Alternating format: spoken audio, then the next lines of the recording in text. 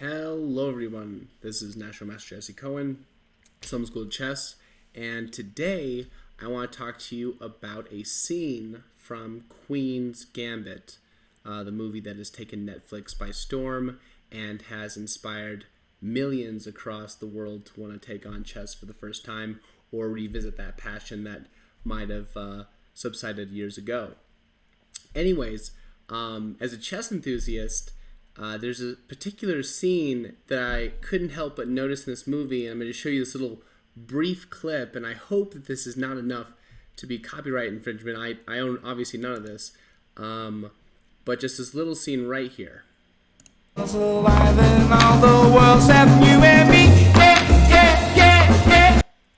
And right there, most wouldn't even notice it, but I do. This is a famous position. This position comes out of one of the most famous chess positions, I would say, chess games, I would say, which is Paul Morphy versus the Count and Duke. So this is kind of a famous story, and honestly, like, I've been kind of telling it my way for many years, and so it's probably not even fully accurate, but this is how I tell it.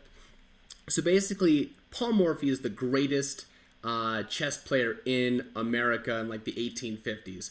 Everybody knows it. He's taken the world by storm, and basically he is out for the evening at an opera. That's the thing to do. And there's two really famous guys there, and they recognize him, and they're like, hey, you're like super famous, and we know how to play chess. Can we tag team and play a game against you? And I imagine he's like, guys, come on, I'm here for the show. And they're like, please. It's like a one-time thing, and so he agrees to do it, and this game is real. So this is Paul Morphy playing white, the greatest chess player in the round, versus two players, the Count and the Duke. Some say that at one point one of them bowed out, the Duke might have, but anyway, here we go. So I'm just going to explain this. So e4 is just like best move period in my opinion. Fighting for the center, opening up that queen and the bishop. What more do you want in a move? E5 for the same good reasons. Knight f3.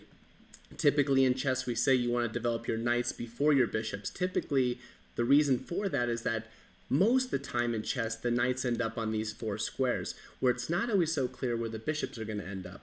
So that's usually a good reason for that. So the knight comes out to this really powerful square, threatening the pawn on e5 and clearing one of those squares so we can get that early castling in.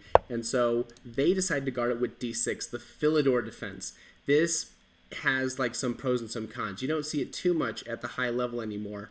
For one thing, it does guard the pawn, but it really blocks in that bishop. And Paul is just going to strike right away, pawn to d4. Striking that center.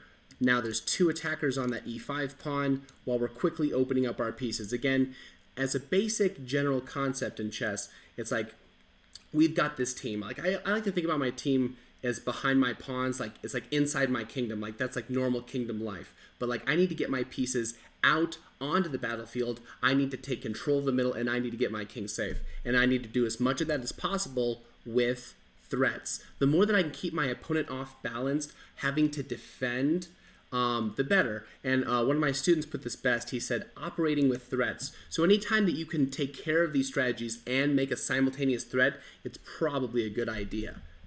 Bishop g4. They're trying not to back down to Paul. Instead of defending on e5, they're pinning the knight on f3. But Paul takes it anyway, pawn takes pawn. And then I think that they kind of realized to their horror, like they're like, well, if we take back, he's not going to take, with the knight, because then our bishop could take the queen. And I think they like realized that first Paul could trade queens, check, and then that would force that, and then there wouldn't be a pin, and then there would just be this threat with these counter threats, and it would just be ugly. So instead, they're like, okay, well, we better snap off that knight. Let's turn that off. Bishop takes, or knight, queen takes back, pawn takes pawn, okay? So like I was saying, Paul understood about bringing out pieces with threats. So bishop to c4. Can you name the threat here? We have two attackers here on f7. There's only one defender, so black plays some move, and we're going to checkmate them very, very quickly. So knight to f6. Now Paul breaks a common strategy, which is don't move the same piece twice. Actually, two strategies. You're also not supposed to bring out your queen early, and plays queen to b3. But what a powerful move. Tag teaming with the bishop, threatening the pawn f7 again, and threatening the unguarded pawn on b7. And in this position, it would be a big, big problem if we would decide that that is the more important move, the more important pawn to save. After bishop takes f7 check, king either to d7 or e7, it doesn't matter. Queen e7 is checkmate. This would just be totally game over. So, they were okay. The Count and Duke, they weren't totally bad. So they're like, okay, we should probably defend this one. And now Paul had the opportunity to go ahead and win that pawn. But again, he was more of a let's get my pieces out and just attack you like crazy, maybe even sacrifice a piece or two kind of a guy, not the kind of guy like to just win a pawn, especially when this would only lead to the win of a pawn and not a rook after this very, very important check by black. In this position, Paul decides to play knight c3, keeping on with that development scheme. Pawn to c6. The Count and Duke say, if you're not going to save it, I'm going to keep it. Bishop g5. Paul, again, just bring out those pieces, put pressure on black. Now the knight is pinned. If it goes anywhere, we're going to be in trouble. Now here, I like to think that the Count and Duke just are frustrated, okay? Think about their position for a moment. White is rapidly developing pieces and is going to just keep putting on this pressure on black. And, what is black really, what have they done? They've brought out two pieces. The queen is blocking in its own bishop, which is going to make bringing out the rest of these pieces really difficult. And bringing out the pieces isn't so easy. For example, where do we want to bring out this knight? Not away from the center. We want to bring it out towards d7. But that would cut off the queen from b7. And then maybe Paul will finally actually take this, and threaten the rook and who knows what. And so it's just kind of irritating. Another idea here is maybe pawn g6, trying to get out that bishop.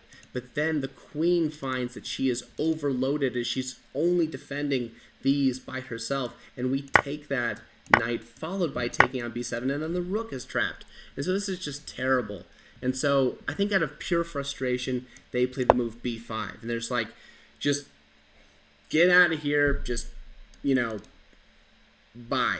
And in this position, I think a lot of players would just back down. Okay, and remember, that's intermediate level thinking. The intermediate player sees the basic threat and decides, I am going to back down and just put my piece somewhere safe and not lose any points at all. But if we want to push into advanced and mastery level thinking, we have to consider sacrificing like Paul. Knight takes, pawn takes, bishop takes check, and now black is in a world of hurt. Obviously, we're not going to move this knight to block. That loses the queen. Moving the king onto this open lineup is pure suicide after castle's queenside check. It's all bad. Black decides to block here with the knight. Now, this is super important, people, okay? As my coach used to say, the pin is mightier than the sword. And there's so many things about pins. All you need to know is this. A pin is when a long-range piece makes another piece so it doesn't want to move because the piece behind it is more valuable. In this case, the bishop makes the knight so it cannot move. An absolute pin, because if it does, the king will be taken. And if there's one thing you should know about pinned pieces, you should pile up on them. As my coach said, pin it, win it. As Fun Master Mike says, you put pressure on pinned pieces. It doesn't matter. You pile up on it. Castle's queen side gets the king safe, and now this rook hits again. If black just makes some random move, rook takes d7 is going to crush black. The knight can't take because of this other pin, because then the bishop will take the queen, and taking here, well, that's just a lost queen. It's all bad. So black defends desperately and plays rook d8, but we are just not done sacrificing, okay? Remember, when you have this kind of situation, you have to play with a lot of energy, okay? At the moment, white's pieces are more active and free, and black's are more trapped up. But it's not going to take that long for black to unravel. If this queen can just move and free the bishop, then the king can castle, and maybe it won't be so bad. And so we've got to act quickly. And Paul Morphy finds rook takes d7, sacrificing the more powerful rook for the worst knight. Again, remember, if this knight takes the rook, the bishop takes the queen. If the queen takes the rook, that's just game over. Not yet, but it's bad. So, rook takes the only realistic move. And then what do? We use our last piece, and rook d1. We put pressure on that pinned rook again, and now it's just bad. It's just really bad. In a desperate attempt, they try to trade queens. And remember, I mean, it's not a bad strategy. We're supposed to trade pieces when we are up in points, okay? You know, the one thing that black can crow about here is that I have more pieces than you. You know, it doesn't look like it's going to be for long, but at the moment, it is. And so trading queens would alleviate some of this attack that white has. It would also actually make things simpler. At least that's how it looks.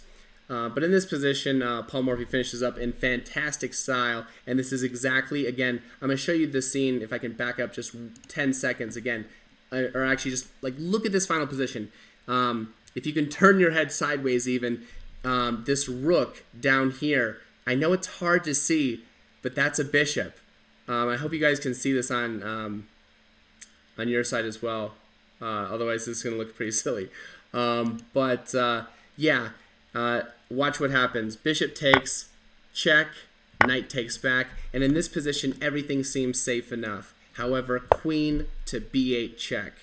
And the only move in this position, the only move, is to take the queen. And this looks like a crazy move, but we wanted the knight to move. It was blocking our rook for rook to d8 checkmate. Again, if you can see this position clearly, and then you can look at this position, okay? I know it's a bit hard to see, and you might have to turn your head sideways, but I assure you that that is a queen on e6, a rook on d8, a bishop on g5. This is that famous game, and it's one of many famous games. And if you like this video, let me know. I'm going to try to do some more digging and find out exactly what famous games, if any, are also in this show. I know that Garry Kasparov was someone, as well as Bruce Pandolfini, oversaw the games for this show, which made it so authentic. But I also know as a chess player that we never fully see any chess game. And so it's a bit hard to be like, oh yeah, it's that game. But sometimes we get glimpses of positions, and if they're all real, then maybe I can find some shots where I have just enough to actually enter it into a database and figure out what game that is. So if you actually want me to do some digging and find that out, if this is actually interesting to you, let me know in the comments, you know, or in some way, and I will do that digging. Anyway, this has been long enough. I hope that you are all having an amazing night. Again, National Master Jesse Cohen, Something School of Chess, and I will see you next time. Bye for now.